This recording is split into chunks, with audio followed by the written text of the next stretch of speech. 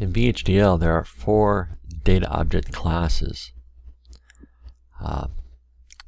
4 classes are constant, signal, variable, and file. Constants are used where the value of a data object will not, or indeed cannot, change. Using constants instead of their corresponding literal will make the VHDL code more readable and, by extension, more maintainable.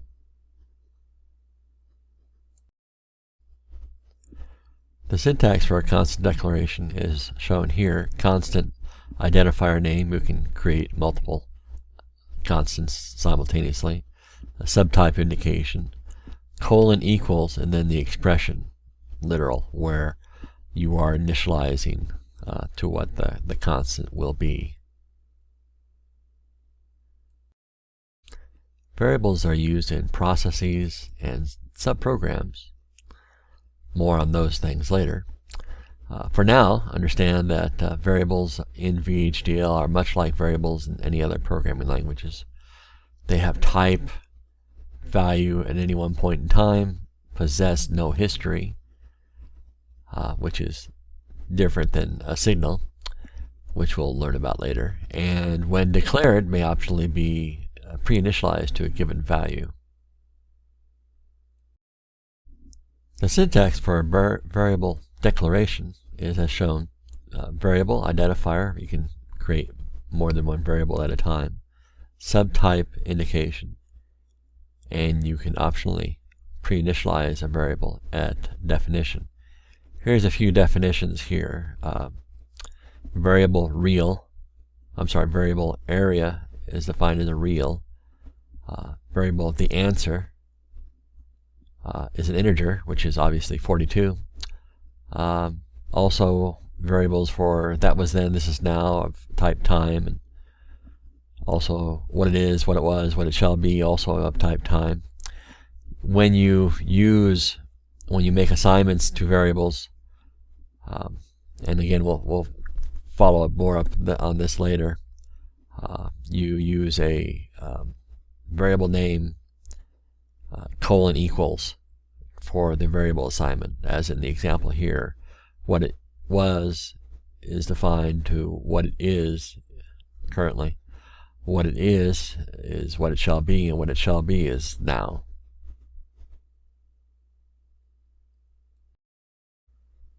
Signals share some of the same properties as variables. They have type.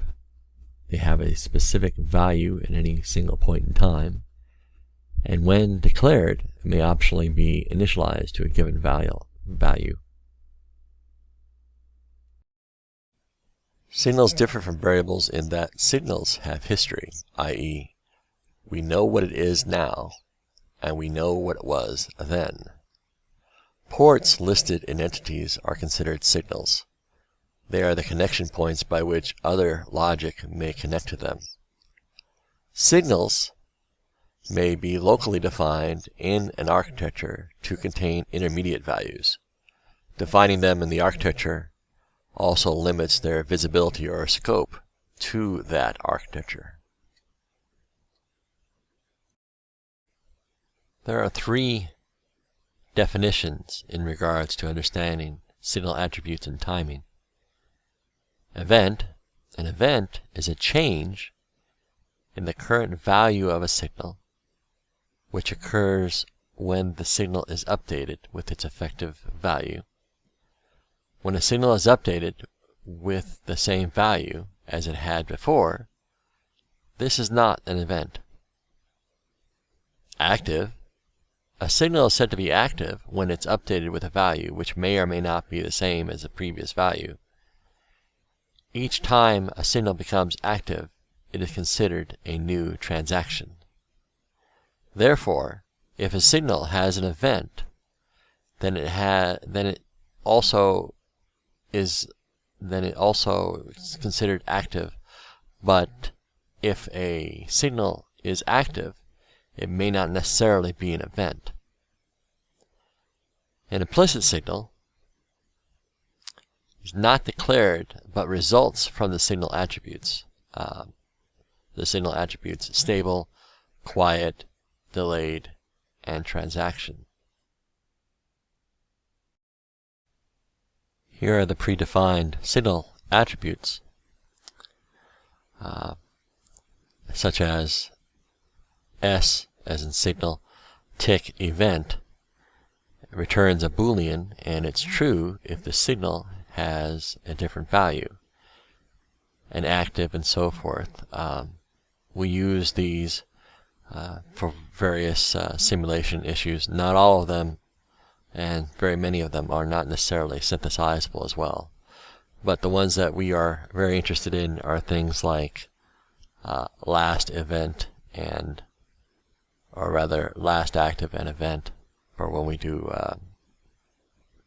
checks to see if we have a clock edge or not.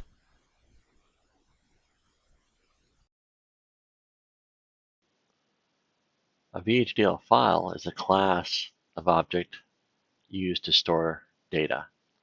File I/O can be used by test benches to store intermediate results of a test run, and also can be used for doing regression testing, etc.